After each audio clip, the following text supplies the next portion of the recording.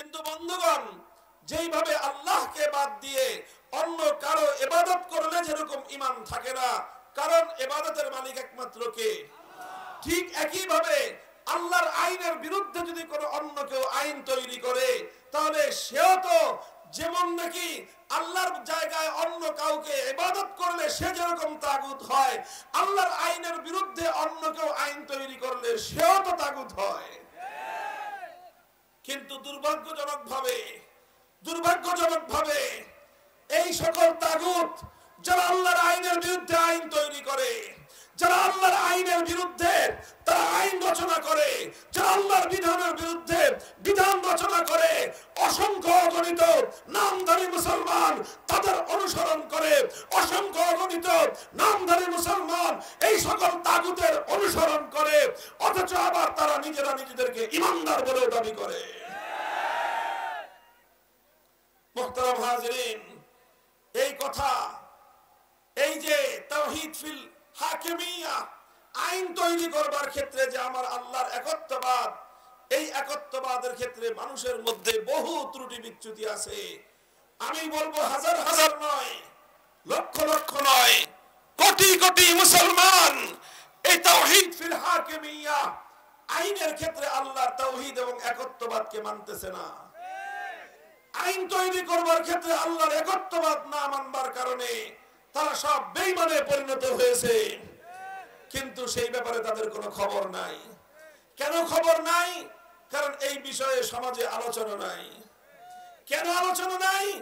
কারণ এই বিষয়ে আলোচনা করলে যারা তাগুত এবং তাদের দোসর, এই তাগুত এবং তাদের দোসররা এই ধরনের আলোচনা করতে গেলে আমাদের কণ্ঠরুদ্ধ করে দিতে চায়। তারা অন্যান্য আলোচনা বরদাস্ত করে নেয়। আপনি নামাজের আলোচনা করেন, তারা সমস্যা করবে না। আপনি রোজার আলোচনা করেন, তাদের সমস্যা নাই। আপনি যাকাতের আলোচনা করেন, তাদের সমস্যা নাই। পর্দাপোশিদের আলোচনা করেন, তার সমস্যা নাই। পিতামাতার সেবা করার আলোচনা করেন, ওয়াজ করেন, তাদের কোনো সমস্যা নাই। কিন্তু যখনই আপনি আইন তৈরি করবার ক্ষেত্রে তাগুতের বিরুদ্ধে কথা বলতে যাইবেন, যখনই আপনি আইন তৈরি করবার ক্ষেত্রে যারা আল্লাহর বিরুদ্ধে আইন তৈরি করে তাদের বিরুদ্ধে যখনই আপনি কথা বলতে চাইবেন, তখন এই তাগুতি শক্তিগুলো এটাকে রাজনীতি আখ্যায়িত করবে আর বলবে রাজনৈতিক আলোচনা হুজুররা করতে পারবে না। এই জন্যই আমাদের সাথে ওদের সংঘাত, আর এই জন্যই ওরা আমার কণ্ঠরুদ্ধ করে দিতে চায়। আপনারা জানেন আমি অন্য আলোচনা কম করি, আমি অন্য বিষয়ে কথা কম বলি, আমি সেই বিষয়গুলোতেই কথা বলি যেই বিষয়গুলোতে আমাদের রাষ্ট্র এবং রাজনীতিতে গলদ আছে। আমি সেই বিষয়ে কথা বলি রাজনীতির মধ্যে কোরআন সুন্নাহ বিরোধী যে ধারাগুলো আছে। আমি সেই বিষয়ে কথা বলি রাষ্ট্র ব্যবস্থায় ইসলাম, আল্লাহর কোরআন, আল্লাহর পয়গম্বরের আদর্শের বিরুদ্ধে যা কিছু আছে সেটার বিরুদ্ধে আমরা কথা বলি। আপনারা দেখছেন নিড ইসলাম। ইন্নাল হামদুলিল্লাহ নাহমাদুহু ওয়া নাস্তাঈনুহু ওয়া নাস্তাগফিরুহু ওয়া নু'মিনু বিহি ওয়া নাতাওয়াক্কালু আলাইহি ওয়া নাশহাদু আন লা ইলাহা ইল্লাল্লাহু ওয়াহদাহু লা শারীকা লাহু ওয়া নাশহাদু আন্না সাইয়্যিদানা ওয়া মাওলানা মুহাম্মাদান আবদুহু ওয়া রাসূলুহু সাল্লাল্লাহু তাআলা আলাইহি ওয়া আলা আলিহি ওয়া আসহাবিহি ওয়া বারাকা ওয়া সাল্লাম وبارك وسلم تسليما كثيرا. أما بعد فأعوذ بالله من الشيطان الرجيم. بسم الله الرحمن الرحيم. ألم تر إلى الذين يزعمون أنهم آمنوا بما أنزل إليك وما أنزل من قبلك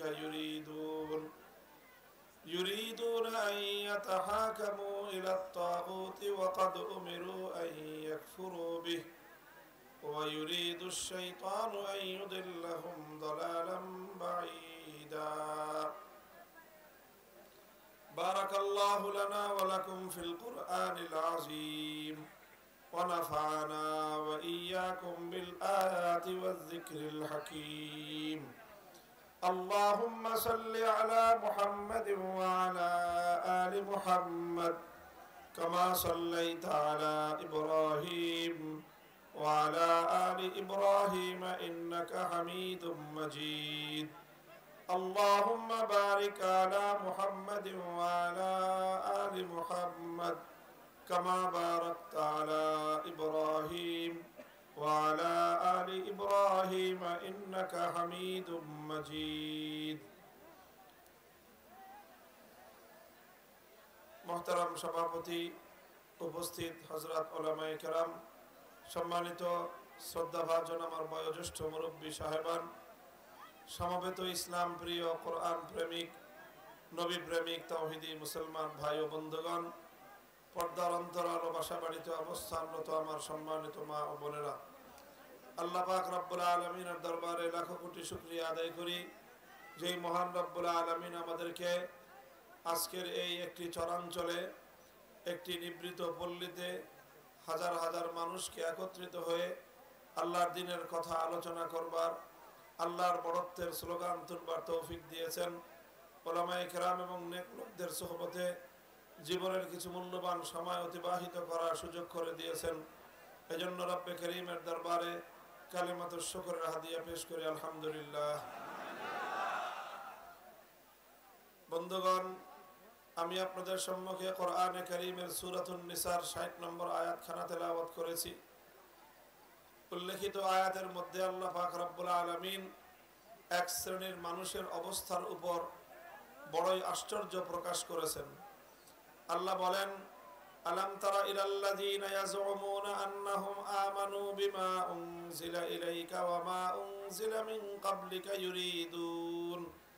يريدون أن يتحاكموا إلى الطاغوت وقد أمروا أن يكفروا به আল্লাহ বলেন যে তুমি কি দেখো লক্ষ্য করেছো এমন কিছু মানুষ আছে যারা নিজেদেরকে ঈমানদার বলে দাবি করে যারা নিজেদেরকে ঈমানদার বলে কি করে দাবি করে অথচ তাদের কাজ কি ইউরিদুনা আন ইয়াতাহাকামু ইলা তাগুত তারা তাগুতের কাছে বিচার চাইতে যায় তারা তাগুতের ফয়সালা মানতে চায় ওয়াকাদ উমিরু আন ইয়াকফুরু বিহি অথচ আল্লাহর পক্ষ থেকে তাদেরকে বলা হয়েছে তারা যেন তাগুতকে অস্বীকার করে কোরআনে কারীমের এই আয়াত স্পষ্ট ভাষায় এই কথা আমাদের সামনে তুলে ধরতেছে যে যারা তাগুতের কাছে ফয়সালা চাইবে যারা তাগুতের কাছে বিচার চাইবে তারা আর কিছু হলেও ঈমানদার হতে পারে না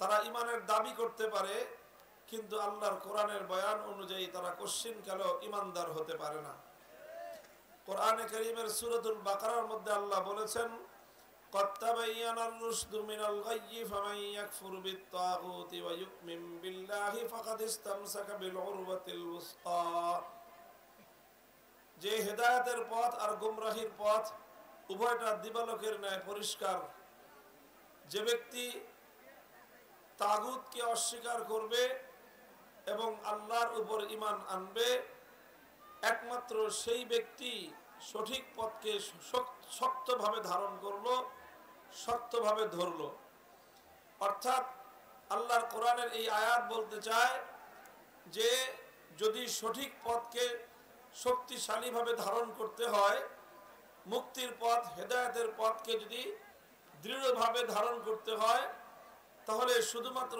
আল্লাহর উপর ঈমান আনাই যথেষ্ট নয় বরং প্রথমে তাগুতকে অস্বীকার করতে হবে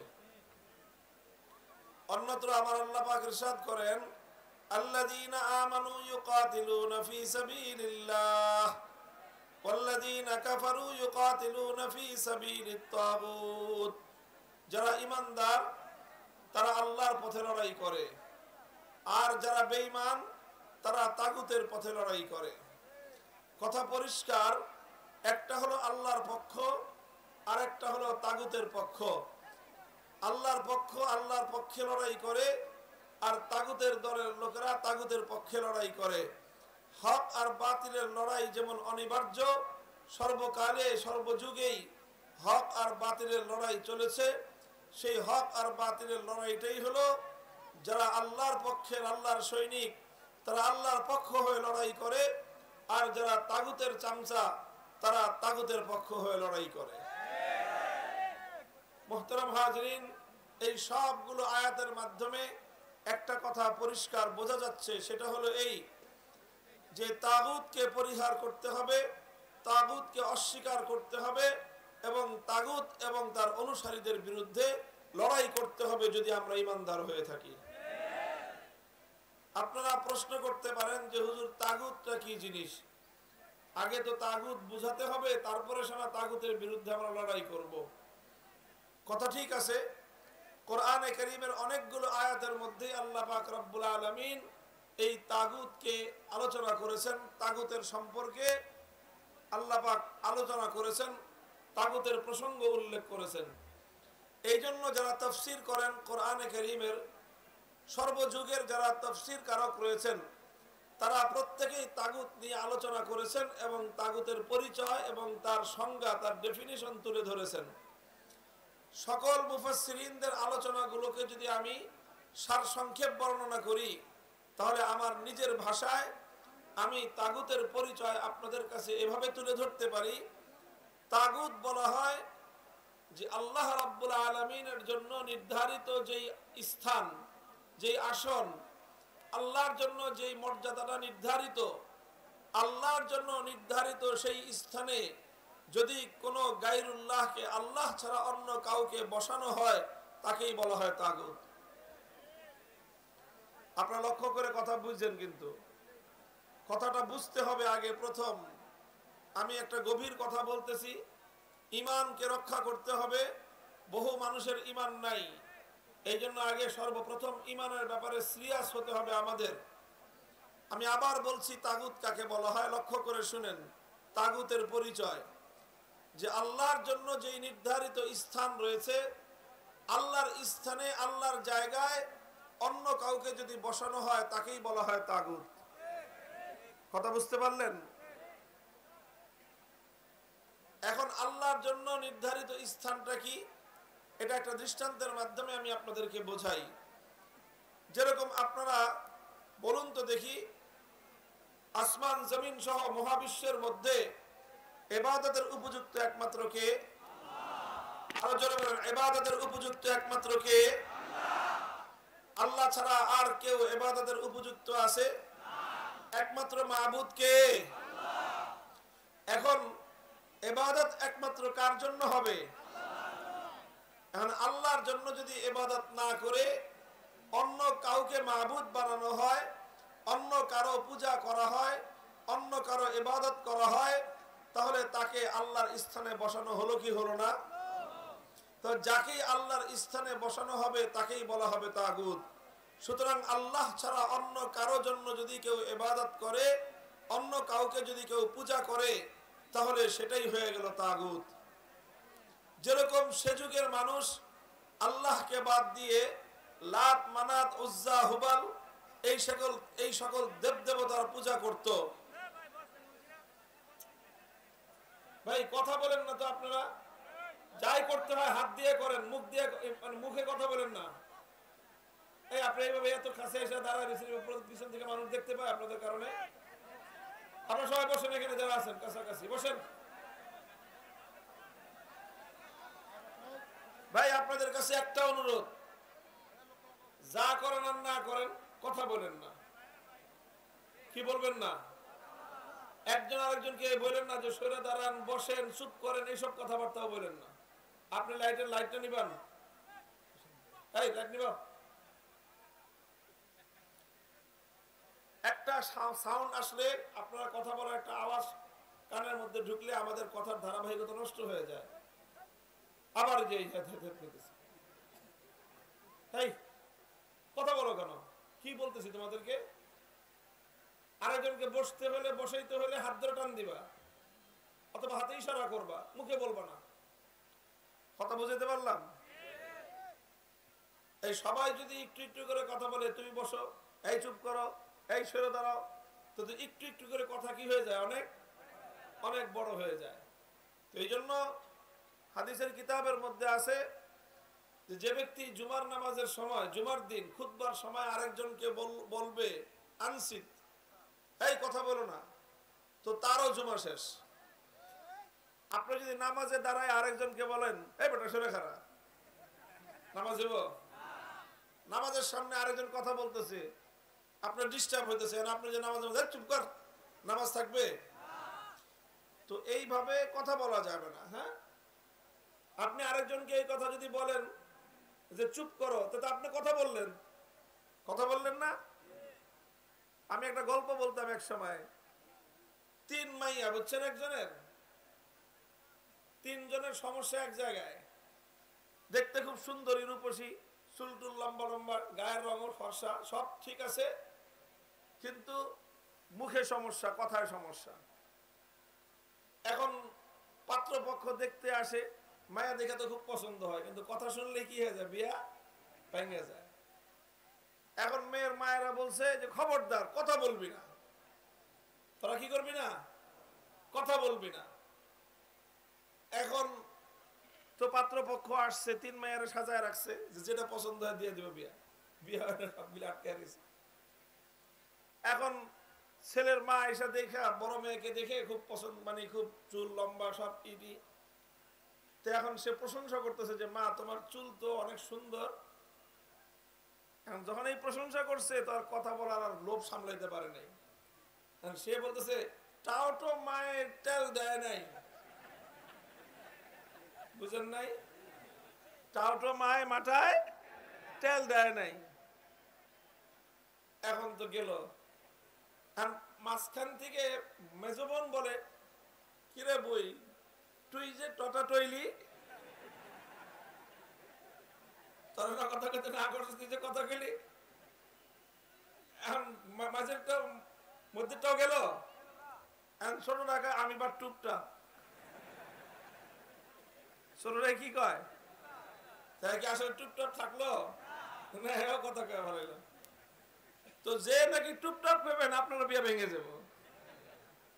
এই জন্য কেউ কি কওয়া যাবে না, এই টুপটাপ বলা যাবে না, এই চুপ, এই কথা বলা যাবে না। হ্যাঁ, এটা খেয়াল রাখবেন। এটা শুধু আজকের জন্য না, জুমার দিন যখন যান, ইমাম যখন খুতবা দিতে থাকে, তখন আরেকজনকে চুপ এই কথা বললে জুমার নামাজের সওয়াব সব শেষ। এই জন্য কোনো কথা বলা যাবে না। আল্লাহ আমাদের সকলকে বুঝবার তৌফিক দান করেন। আমি কথা বলতেছিলাম, মহাবিশ্বের মধ্যে ইবাদতের মালিক একমাত্র কে? আল্লাহ। আরো জোরে বলেন কে? আল্লাহ। তাহলে মাবুদ একমাত্র কে? আল্লাহ। এখন কেউ যদি আল্লাহকে বাদ দিয়ে অন্য আরেকজনকে মাবুদ বানায়, তাহলে যাকে মাবুদ বানালো তাকেই বলা হবে তাগুত। যাকেই মাবুদ বানালো তাকে কি বলা হবে? যেরকম সেই যুগের মানুষ আল্লাহকে বাদ দিয়ে লাত, মানাত, উজ্জা, হুবাল এই সকল দেবতাকে মাবুদ বানিয়েছিল, সুতরাং এই সকল দেব দেবতাকে সে যুগের তাগুত বলা হতো।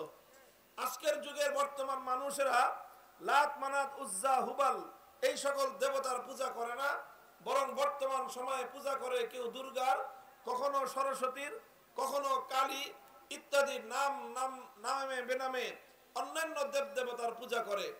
তো যখন যে ইবাদত আল্লাহর জন্য করার কথা, আল্লাহকে বাদ দিয়ে যখন দুর্গার পূজা করলো, তখন দুর্গাকে বলা হয়, কথা বুঝেন নাই, আল্লাহকে বাদ দিয়ে যখন সরস্বতীর পূজা করলো, সরস্বতীর ইবাদত করলো, তখন সরস্বতীকে বলা হবে। আল্লাহকে বাদ দিয়ে যখন কেউ কালীর পূজা করলো, তখন কালীকে বলা হবে। কারণ ইবাদত একমাত্র কার? তো যেই ইবাদত একমাত্র আল্লাহর জন্য করার কথা, আল্লাহকে বাদ দিয়ে যখন অন্য কারো ইবাদত করা হলো, তখন তাকেই বলা হবে। মুহতারাম হাজিরিন, ইবাদতের মালিক হলেন একমাত্র কে? আল্লাহ। এটাকে বলা হয় তাওহীদ। কি বলা হয়? তাওহীদ মানে হলো একত্ববাদ। তাওহীদ মানে কি? তবে ইবাদতের একমাত্র উপযুক্ত আল্লাহ, এটাকে বলা হয় তাওহীদ ফিল ইবাদাহ, অর্থাৎ ইবাদতের ক্ষেত্রে আমার আল্লাহ এক এবং অদ্বিতীয়। কিসের মধ্যে? কিসের মধ্যে? ইবাদতের মধ্যে আল্লাহ এক এবং অদ্বিতীয়। কেউ যদি আল্লাহকে বাদ দিয়ে অন্য কারো ইবাদত করে, তাহলে সে ইবাদতের মধ্যে আল্লাহর সঙ্গে আরেকজনকে শিরক করলো। যে শিরক করে ইমানদার না বেঈমান? মুহতারাম হাজিরিন, এটা হলো ইবাদতের তাওহীদ। আর আল্লাহকে বাদ দিয়ে অন্য কারো পূজা করলে এটাকে বলা হয় ইবাদতের মধ্যে শিরক। কিসের মধ্যে শিরক? ইবাদতের মধ্যে শিরক। এটা বুঝা গেল? বুঝা গেল? আচ্ছা, ঠিক এরকম ভাবে ইবাদতের উপযুক্ত যেমন একমাত্র কে, ঠিক একই ভাবে মহাবিশ্বের মধ্যে, আসমান জমিন এবং কুল কায়নাতের মধ্যে মাখলুকের জন্য আইন তৈরি করবার, বিধান তৈরি করবার চূড়ান্ত ক্ষমতা একমাত্র কার? সবাই বলেন নাই? আল্লাহ ছাড়া আপনাদের ধারণা কি আর কারো চূড়ান্ত ভাবে আইন তৈরি করবার ক্ষমতা আছে? তাহলে সবাই একসাথে বলেন, এই আসমান এবং জমিন গোটা বিশ্ব জগতের মধ্যে আইন এবং বিধান তৈরি করবার চূড়ান্ত ক্ষমতা একমাত্র কার? এটাও তাওহীদ। এটাও কি? যেরকম ইবাদতের উপযুক্ত একমাত্র কে, এটা যেরকম তাওহীদ, আইন তৈরি করবার একমাত্র অধিকার কার? এটাও তাওহীদ। ওটা হলো ইবাদতের তাওহীদ, এটা হলো আইন তৈরি করবার তাওহীদ। কথা পরিষ্কার? ইবাদতের মধ্যে যেরকম আল্লাহকে ছাড়া অন্য কাউকে ইবাদত করলে তাকে বলা হয় তাগুত, ঠিক একই ভাবে আইন তৈরি করবার ক্ষেত্রে চূড়ান্ত ভাবে আইন তৈরি করবার ক্ষমতা একমাত্র কার? আল্লাহ ছাড়া মহাবিশ্বের মধ্যে আর কেউ আইন তৈরি করতে পারবে না। প্রশ্ন করতে পারেন, তাহলে কোন মানুষ কি কোনো আইন করতে পারবে না? কোন সরকার, কোন রাষ্ট্র, কোন আদালত, কোন বিচারপতি, কোন কর্তৃপক্ষ, কোন কমিটি, কেউই কি কোনো আইন করতে পারবে না? এই প্রশ্নের জবাব হলো হ্যাঁ, মানুষ আইন করতে পারবে, সরকার আইন করতে পারবে, বিচারক আইন করতে পারবে, কর্তৃপক্ষ আইন করতে পারবে, সবাই আইন করতে পারবে, তবে এক শর্তে। কয় শর্তে? সবাই বলেন কয় শর্তে? মানুষ আইন করতে পারবে কয় শর্তে? মানুষের আইন করবার শর্ত হলো মানুষের বানানো কোন আইন আমার আল্লাহর কোন আইনের বিরোধী হতে পারবে না। মানুষের বানানো কোন আইন আল্লাহর আইনের বিরোধী হতে পারবে না। মানুষ যদি আল্লাহর আইনের বিরুদ্ধে আইন তৈরি করে, তাহলে সে আল্লাহকে চ্যালেঞ্জ করলো। বলেন, সে কাকে চ্যালেঞ্জ করলো? আল্লাহকে চ্যালেঞ্জ করলো। অর্থাৎ এমন ভাবে আইন তৈরি করা, যে আইনকে কেউ চ্যালেঞ্জ করতে পারে না, এমন ক্ষমতা একমাত্র কার? এখন সেইভাবে যদি অন্য কোন মানুষ আইন তৈরি করে, যে আইনের মাধ্যমে সে আল্লাহর আইনের বিরোধিতা করলো, তো যারা এই আইন তৈরি করবে তাদেরকেও বলা হয় তাগুত। তাদেরকে কি বলা হয়? আল্লাহর আইনের বিরুদ্ধে যদি কোন রাজা বাদশা আইন তৈরি করে, সেই রাজা বাদশাকে বলা হয় তাগুত। আল্লাহর আইনের বিরুদ্ধে যদি কোন প্রেসিডেন্ট কোন আইন জারি করে, সেই প্রেসিডেন্টকে বলা হয় তাগুত। আল্লাহর আইনের বিরুদ্ধে যদি কোন প্রধানমন্ত্রী কোন আইন জারি করে, সেই প্রধানমন্ত্রীকে বলা হবে তাগুত। আল্লাহর আইনের বিরুদ্ধে যদি কোন মন্ত্রী পরিষদ কোন আইন পাশ করে, গোটা মন্ত্রী পরিষদকে বলা হবে তাগুত। আল্লাহর আইনের বিরুদ্ধে কোন বিচারপতি, কোন আদালত যদি কোন আইন জারি করে, সেই বিচারপতি এবং সেই আদালতকে বলা হবে তাগুত। আল্লাহর আইনের বিরুদ্ধে কোন সংসদ, কোন আইন পরিষদ যদি কোন আইন পাশ করে, গোটা সংসদকে বলা হবে তাগুত। মুহতারাম হাজিরিন, এই তাগুতের পরিচয় বুঝতে হবে। হাজার হাজার মানুষ আজ এই বিষয়টা না বুঝার কারণে আল্লাহর কোরআনের ভাষায় দাবি করে ইমানদার, কিন্তু আল্লাহ বলতেছেন সবগুলো বেঈমান। কাজেই দোস্ত, ইমানের বিষয়ে আল্লাহ পাক কিন্তু কোনো ছাড় দিবেন না। ইন্নাল্লাহা লা ইয়াগফিরু আন ইউশরাকা বিহি ওয়া ইয়াগফিরু মা দুনা যালিকা লিমান ইয়াশা।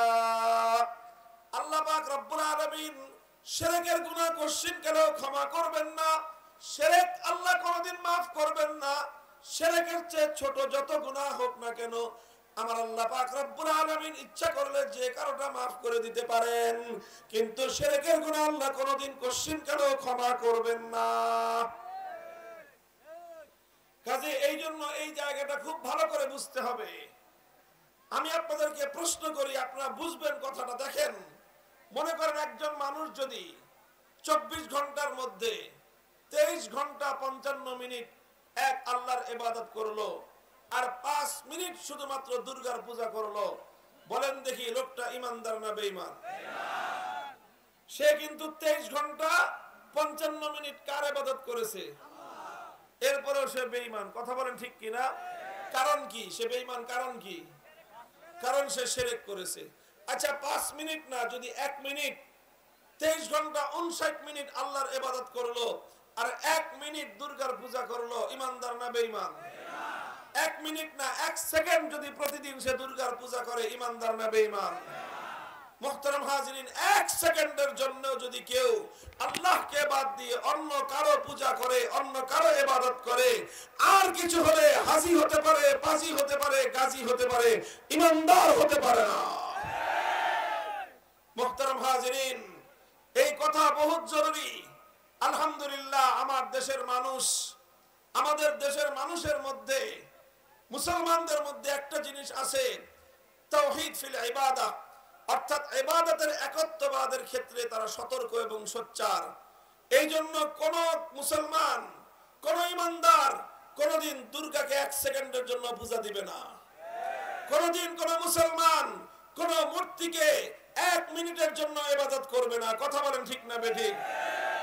মুসলমান আল্লাহর ইবাদত করার ক্ষেত্রে গাফলতি করতে পারে, 5 ওয়াক্ত নামাজ গাফলতি করতে পারে, আল্লাহর সামনে সিজদা দিতে ভুল করতে পারে, কিন্তু অন্য কোন গায়রুল্লাহর, অন্য কোন দেব দেবতার, অন্য কোন তাগুতের ইবাদত করবে, এটা কোন মুসলমান বরদাস্ত করে না। কেন বরদাস্ত করে না? কারণ তারা জানে যে আল্লাহকে বাদ দিয়ে অন্য কারো ইবাদত করলে ঈমান থাকে না, শিরক হয়ে যায়। কথা বলেন ঠিক না বেঠিক? কিন্তু বন্ধুগণ, যেইভাবে আল্লাহকে বাদ দিয়ে অন্য কারো ইবাদত করলে যেরকম ঈমান থাকে না, কারণ ইবাদতের মালিক একমাত্র কে? ঠিক একই ভাবে আল্লাহর আইনের বিরুদ্ধে যদি কোনো অন্য কেউ আইন তৈরি করে, তাহলে সেও তো যেমন নাকি আল্লাহর জায়গায় অন্য কাউকে ইবাদত করলে সে যেরকম তাগুত হয়, আল্লাহর আইনের বিরুদ্ধে অন্য কেউ আইন তৈরি করলে সেও তো তাগুত হয়। কিন্তু দুর্ভাগ্যজনকভাবে এই সকল তাগুত যারা আল্লাহর আইনের বিরুদ্ধে আইন তৈরি করে, যারা আল্লাহর আইনের বিরুদ্ধে তারা আইন রচনা করে, যারা আল্লাহর বিধানের বিরুদ্ধে বিধান রচনা করে, অসংখ্য অগণিত নামধারী মুসলমান তাদের অনুসরণ করে, অসংখ্য অগণিত নামধারী মুসলমান এই সকল তাগুতের অনুসরণ করে, অথচ আবার তারা নিজেরা নিজেদেরকে ইমানদার বলে দাবি করে। মুহতারাম হাজিরিন, এই কথা, এই যে তাওহীদ ফিল হাকিমিয়া, আইন তৈরি করবার ক্ষেত্রে যে আমার আল্লাহর একত্ববাদ, এই একত্ববাদের ক্ষেত্রে মানুষের মধ্যে বহু ত্রুটি বিচ্যুতি আছে। আমি বলবো হাজার হাজার নয়, লক্ষ লক্ষ নয়, কোটি কোটি মুসলমান এই তাওহীদ ফিল হাকিমিয়া, আইনের ক্ষেত্রে আল্লাহর তাওহীদ এবং একত্ববাদকে মানতেছে না। আইন তৈরি করবার ক্ষেত্রে আল্লাহর একত্ববাদ না মানবার কারণে তারা সব বেঈমানে পরিণত হয়েছে। কিন্তু সেই ব্যাপারে তাদের কোনো খবর নাই। কেন খবর নাই? কারণ এই বিষয়ে সমাজে আলোচনা নাই। কেন আলোচনা নাই? কারণ এই বিষয়ে আলোচনা করবে যারা তাগুত এবং তাদের দোসর। এই তাগুত এবং তাদের দোসররা এই ধরনের আলোচনা করতে গেলে আমাদের কণ্ঠরুদ্ধ করে দিতে চায়। তারা অন্যান্য আলোচনা বরদাস্ত করে নেয়। আপনি নামাজের আলোচনা করেন, তারা সমস্যা করবে না। আপনি রোজার আলোচনা করেন, তাদের সমস্যা নাই। আপনি যাকাতের আলোচনা করেন, তাদের সমস্যা নাই। পর্দা পুশিদের আলোচনা করেন, তার সমস্যা নাই। পিতামাতার সেবা করার আলোচনা করেন, ওয়াজ করেন, তাদের কোনো সমস্যা নাই।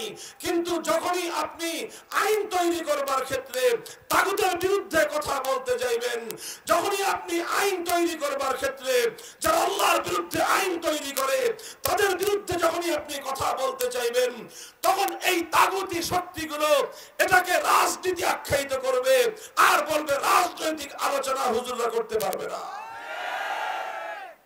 এই জন্যই আমাদের সাথে ওদের সংঘাত, আর এই জন্যই ওরা আমার কণ্ঠরুদ্ধ করে দিতে চায়। আপনারা জানেন আমি অন্য আলোচনা কম করি, আমি অন্য বিষয়ে কথা কম বলি, আমি সেই বিষয়গুলোতেই কথা বলি যেই বিষয়গুলোতে আমাদের রাষ্ট্র এবং রাজনীতিতে গলদ আছে। আমি সেই বিষয়ে কথা বলি রাজনীতির মধ্যে কোরআন সুন্নাহ বিরোধী যে ধারাগুলো আছে। আমি সেই বিষয়ে কথা বলি রাষ্ট্র ব্যবস্থায় ইসলাম, আল্লাহর কোরআন, আল্লাহর পয়গম্বরের আদর্শের বিরুদ্ধে যা কিছু আছে সেটার বিরুদ্ধে আমরা কথা বলি। তারা আমাদের কণ্ঠকে রুদ্ধ করে দিতে চায়, শুধু রুদ্ধ করে দিতে নয়, বরং গোটা রাষ্ট্রযন্ত্র নিয়ে বিগত ফ্যাসিবাদী, জালিম, স্বৈরাচারী, ফ্যাসিবাদী যুগের নব্য ফেরাউন শেখ হাসিনা গোটা রাষ্ট্রযন্ত্র নিয়ে আমার বিরুদ্ধে ঝাঁপিয়ে পড়েছিল।